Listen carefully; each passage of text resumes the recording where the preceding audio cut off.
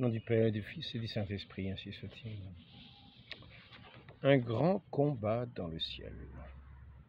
Satan et ses anges se rebellent, et voici que surgit Saint Michel, l'archange, qui dit « Qui est comme Dieu?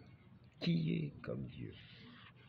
Et c'est là ce cri « Qui est comme Dieu ?»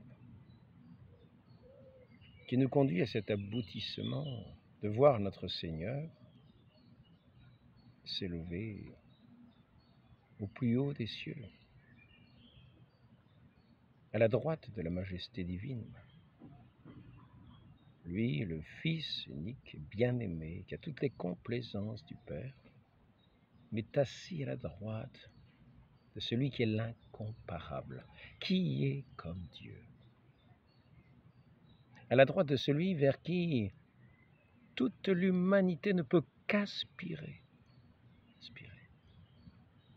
Et c'est pour cela que le Christ est assis à la droite de Dieu sur un trône. Parce qu'il n'y a pas besoin d'aller plus loin ni plus haut.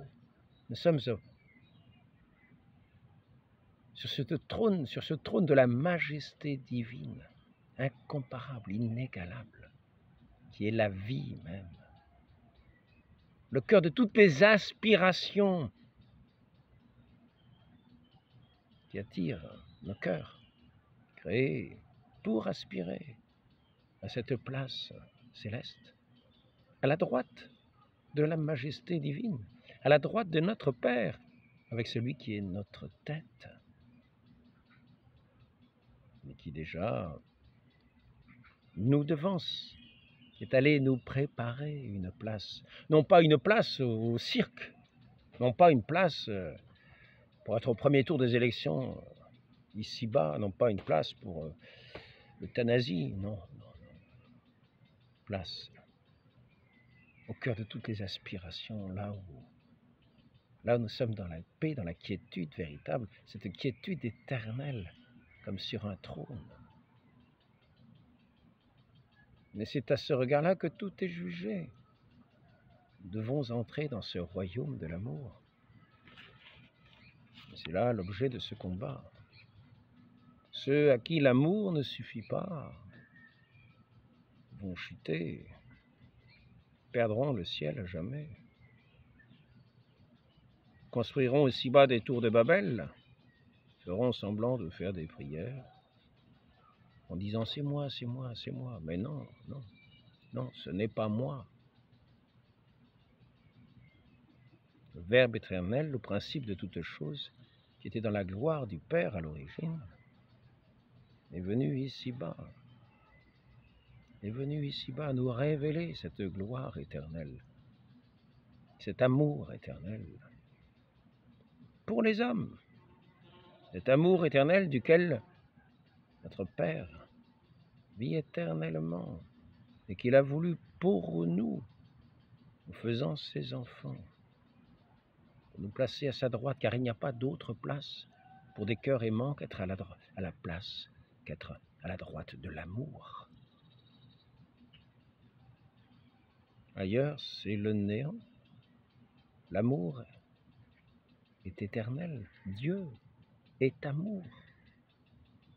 Et là, il son trône, sur ce trône d'amour, entouré de tous les séraphins qui sont consumés du feu de cet amour divin. Les chérubins qui ont cette connaissance de cet amour, et qui aspirent après lui, qui tournent tout leur regard vers lui. Les trônes qui sont établis dans cet amour, et qui n'en départiront pas.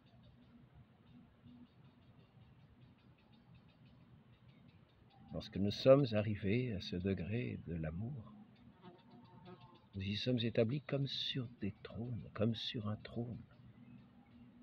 Nous n'avons plus besoin de jambes pour aller plus loin, nous sommes arrivés à notre demeure éternelle, notre demeure, cette joie sans fin, cette joie immense. Nous étions pèlerins, nous avions besoin de jambes pour avancer, nous avions besoin de bras et Ici, là, nous sommes sur un trône avec notre Seigneur, celui qui est notre tête, qui est assis à la droite du Père comme son Fils unique et bien-aimé, le principe de toutes choses,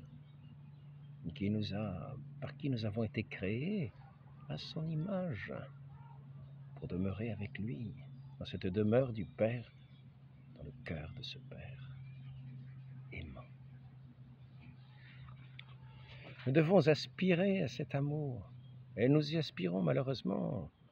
Il y en a qui disent « Suivez-moi, nous allons sur d'autres sentiers, sur d'autres routes. » Notre Seigneur nous dit « Je suis le chemin, la vérité, la vie en abondance, la vie éternelle.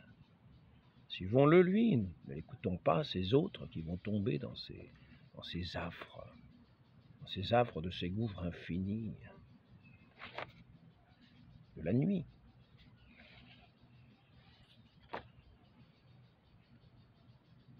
Notre Seigneur a voulu que toute justice soit accomplie. Au moment de son baptême, c'est ce qu'il nous dit. Il faut que toute justice soit accomplie. Et c'est ainsi que, dans ce bain du baptême, notre Seigneur était plongé dans l'eau, comme dans sa mort, a aimé, ne s'est jamais départi de cet amour du Père et demeuré dans cette union au Père, dans cette obéissance parfaite au Père. Il a pris les péchés des hommes dans leur désobéissance. Il n'a pas pris leur désobéissance, il est resté dans l'obéissance parfaite. Au milieu de ce déluge, de la désobéissance et de la mort éternelle, notre Seigneur est venu, s'est fait homme, parmi les hommes, a été baptisé. Et lui qui est la vie, s'est revêtu de cette humanité qui était devenue mortelle par le péché, afin qu'englouti par le péché, il soit vainqueur de la mort, lui qui est la vie. Lui qui est la vie. Et tous ceux qui, à sa suite, sont plongés dans cette eau sainte du baptême, renaissent à la vie, cette grâce de cet esprit d'amour qui nous établit avec le Christ de tout notre cœur. Notre demeure est en lui, cachée à ce monde qui pourra dire ce qu'il voudra, le monde qui pourra nous accuser, qui pourra combattre autant qu'il voudra. Nous serons jugés, dit-il, notre Seigneur, à l'amour, c'est-à-dire à l'obéissance. Cette croix apparaîtra, cette croix de notre Seigneur, qui aurait été obéissant jusqu'à mourir pour nous sur la croix, se montrera dans tout son éclat, dans tout son éclat. Jésus veut dire sauveur. Tous ceux qui l'auront accueilli seront comme aspirés, comme attirés par cette croix lumineuse qui se lèveront de ce règne de ténèbres, se dresseront de cette torpeur obscure de tous les esprits engloutis par le mensonge. Et cette croix à leurs yeux resplendira de tout le poids de l'amour, de toute la splendeur de l'amour, de toute la force de l'amour qui les fera se lever contre ce monde accusateur. Et ils en seront les vainqueurs, par cette force de l'amour, plus fort que la mort. Quant aux autres, ceux qui auront rejeté cette lumière bienheureuse, n'auront plus qu'à s'enfuir devant la splendeur de cette croix, de cet amour, de voir toute leur vanité de leur vie. Ils ont rejeté au jugement, où leur paraîtra dans la clarté. Ils seront jugés à l'aune de l'amour.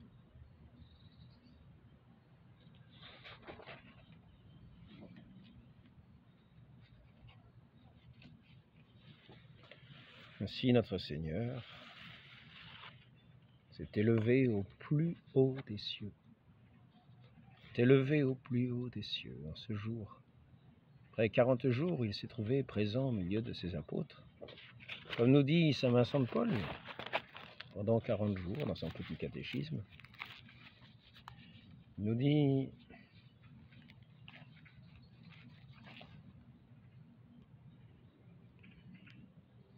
qu'est-ce qu'il a fait durant ces 40 jours? Il est apparu par diverses fois à la Vierge et à ses disciples pour les assurer davantage de sa résurrection et les instruire de ce qu'ils devaient faire après son ascension et du gouvernement de son Église. Jésus est le Sauveur. Il n'a pas abandonné les hommes après avoir accompli l'œuvre de la rédemption par son sacrifice, son immolation comme l'agneau de Dieu, égorgé, percé par les hommes, ayant versé son sang sur la croix, va devenir cet arbre de vie pour tous ceux qui adopteront la croix avec eux, comme sur les linteaux des maisons des Hébreux au moment de la traversée de la mer Rouge. L'ange vengeur n'exercera pas la vengeance divine sur ceux qui auront versé ce sang de l'agneau sur les portes du linteau. Ceux qui accueilleront la croix, qui l'apaiseront, elle qui est empourprée du sang du Christ, du sang sauveur, de notre rédemption, lui qui a versé son sang pour nous donner sa vie en héritage. Le sang du Fils unique de Dieu qui a témoigné tout son amour pour le Père et pour nous qui accueillons cette croix empourprée de ce sang précieux du Christ. Le Père verra cette pourpre du sang dont nous sommes revêtus par le baptême, que nous avons épousé. Nous avons épousé la condition du Fils. Nous avons fait cette alliance avec le Fils dans cette confiance, dans cette foi en celui qui est l'amour, au principe de toute chose. Et nous avons voulu établir notre demeure avec lui, auprès de Dieu, dans cette foi en Dieu, en son amour, en son éternité, en sa toute-puissance, en sa majesté divine, qui est le sommet de tous les cieux. Il n'y en a pas de plus haut.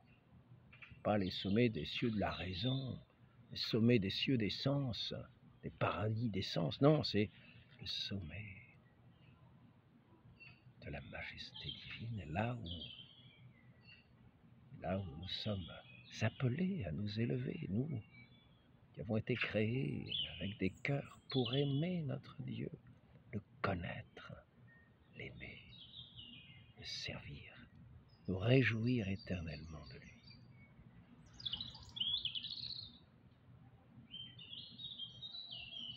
Donc, notre Seigneur est le Sauveur, est monté aux cieux, à la droite, dans une égale dignité avec son Père, car l'amour ne donne pas des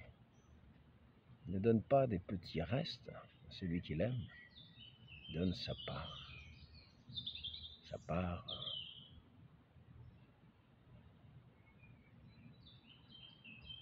pleine et entière à partager, parce que notre Seigneur se donne vrai pain vivant aux hommes, dans ces petites hosties si grandes, si précieuses. La moindre parcelle de cette hostie contient la vie tout entière de notre Dieu qu'il donne en partage à l'humanité tout entière, qu'il appelle à ce festin des noces de l'agneau, pour demeurer auprès de son Père dans la plénitude de l'amour, dans la pleine vision de celui qui est la lumière même.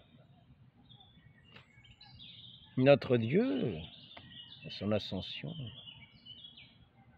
est séparé corporellement de notre humanité. Il s'est élevé dans ce ciel, de cette gloire divine qu'il a retrouvée et qu'il avait dès l'origine auprès de son Père. Et il ne nous a pas abandonnés, nous dit-il. Je vous enverrai mon esprit. Il sera ici-bas aussi votre défenseur, votre avocat contre tous les maux du monde, contre toutes les attaques du monde. Par ces flammes de feu qu'il envoie sur ses apôtres, il leur donne cette ardeur pour le nom de Dieu, cette ardeur qui est cette flamme d'amour. Il y a déjà une participation à sa vie éternelle, à sa vie céleste. Pour cela que nous sommes ici-bas cachés en Dieu et que nous avons cependant cette force contre le monde qui combat Dieu, qui nie sa croix, qui foule aux pieds son amour. Mais notre Seigneur est le Sauveur. Et étant le Sauveur, il ne nous a pas laissés, il ne nous a pas abandonnés, parce qu'il est monté dans le ciel de sa gloire, là où est sa place véritable. Il trône à la droite de la majesté divine, d'une dignité égale à celle de son Père. Cette dignité égale qu'il avait de toute éternité, et qui est le Fils unique engendré de toute éternité. Dans cet échange d'amour, le Saint-Esprit même, l'amour, cette personne divine, cette troisième personne de la très sainte Trinité, l'amour même, qui est le cœur de la Sainte Trinité. Et là, ils sont établis dans cet échange d'amour, cette personne divine, le Père, le Fils. Et donc, c'est dans cet échange d'amour, dans cette union au Fils, nous qui sommes, nous qu'il a adoptés comme greffé à lui-même par son propre sang, il a versé pour nous. Et nous qui ne l'avons pas rejeté, qui ne l'avons pas méprisé, qui nous sommes baignés dans cette eau sainte, nous avons plongé dans un renoncement au monde pour nous unir dans cet esprit de Dieu, dans cet esprit qui est toute la plénitude de notre être, toute notre lumière, toute notre joie, et ici-bas toute notre espérance. Ici-bas, notre Seigneur ne nous a pas abandonnés, il nous a donné son salut, à nous qui sommes unis à lui dans la foi, et aussi dans cet esprit qui nous unit dans la charité, dans les œuvres divines de la charité ici-bas. Et c'est là son Église. Ainsi donc, notre Seigneur a fondé son Église où il demeure présent et où il agit dans les sacrements mystérieusement. Il se donne, il donne sa vie, il donne son pardon, il nous donne naissance, il vient nous confirmer dans la force du Saint-Esprit, de nourrir de ce pain de vie éternelle, lui qui est dans cet échange d'amour avec son Père, dans cet échange éternel, dans cet échange de cette paix, de cette douceur infinie, cette lumière sans fin. Et nous goûtons ce pain, nous entrons dans cette vie ici-bas, nous goûtons cette douceur de Dieu qui nous donne son esprit de suavité,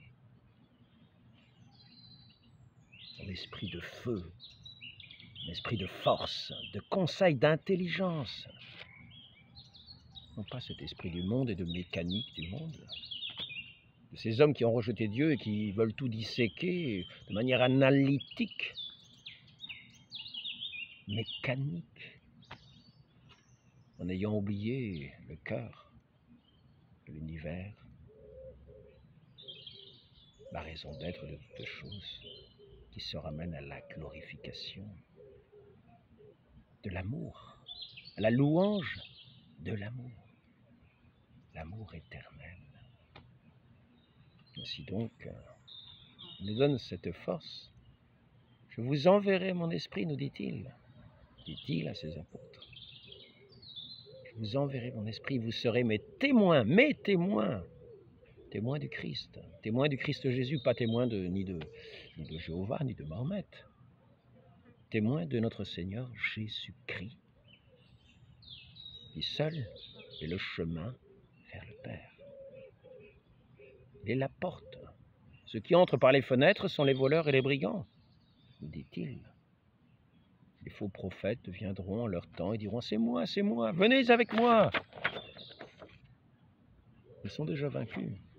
Qui est comme Dieu? Il est l'incomparable, immuable. Ce Dieu tout-puissant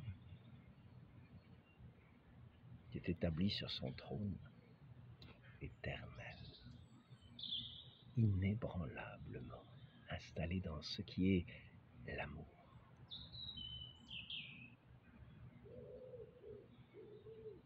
Qui est en lui-même, par lui-même, sans aucune crainte d'aucun souffle mauvais qui viendrait pervertir l'amour. C'est lui le créateur de toutes choses.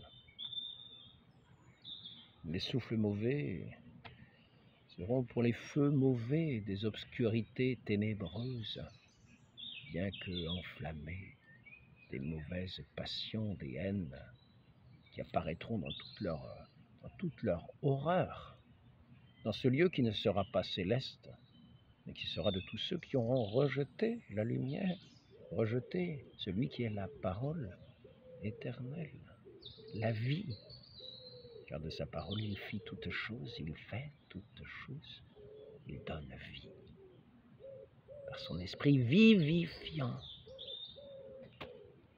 Ceux qui le refusent ont ces âmes éternellement plongées dans les ténèbres obscures, dans les regrets éternels, dans les haines éternelles. Nous ne choisissons pas le monde.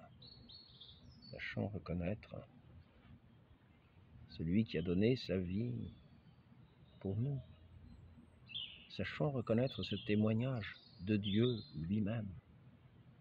Et sachons y répondre avec gratitude et remerciement infini.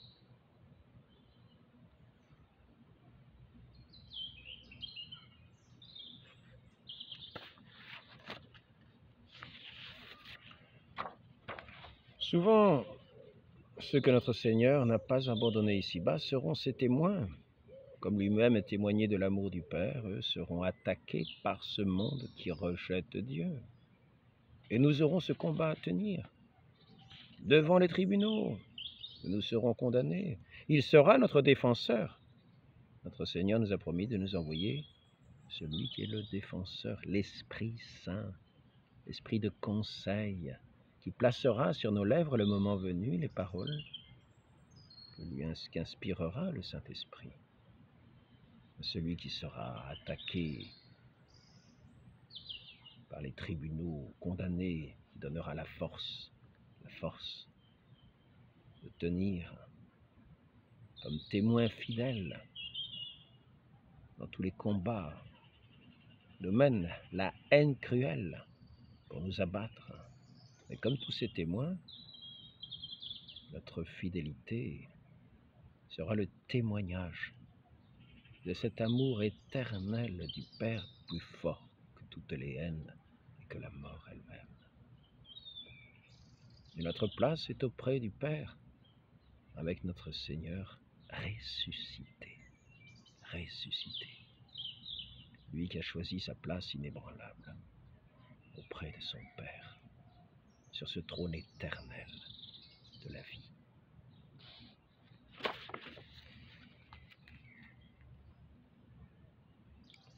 Donc, qu'on ne vienne pas nous dire qu'il y a un autre sauveur. Notre sauveur est l'unique sauveur. Quand nous sommes assis à la droite de Dieu le Père sur un trône, n'attendons pas qu'il y en ait un autre qui vienne se mettre un peu plus ici ou un peu plus là. Non, c'est l'unique place de celui qui est d'une égale dignité à son Père et qui est dans cet échange d'une même substance divine que son Père.